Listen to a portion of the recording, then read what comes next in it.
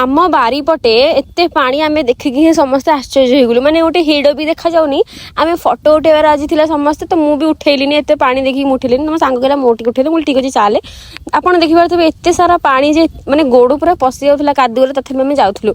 So hello everyone welcome back to my new mini blog. तो आपण मैंने देखिपे माने माने बैकग्राउंड तो एत सुंदर देखा पूरा नेचुरल एत ग्रीन माने मुझे देखिए तो मैंने आसला इच्छा होता कि कौन करी साप बेंग मत रही खाई जाते से आम जल्दी जल्दी फोटो उठाई चेष्टा करूँ। तो आम समस्त फास्ट पलैलु फोटो उठाई बारियाड़े तो गला बेलू कहीं भी सेठी नथिले आमको लाज भी लगलानी कारण कहीं थे ऑब्वियसली लाज लगी था। तो मो सांग कहले मुझे पानी भितर को जीविनी फोटो उठेबी पानी भितर न गले फोटोटा जमा भल आसेनी ताकू मुझे ठेली पेलिकी पानी भितर छाड़ी से कहला ना मुझे न गले मुझे फोटो ही उठे पारि कारण भल ही आसबनी।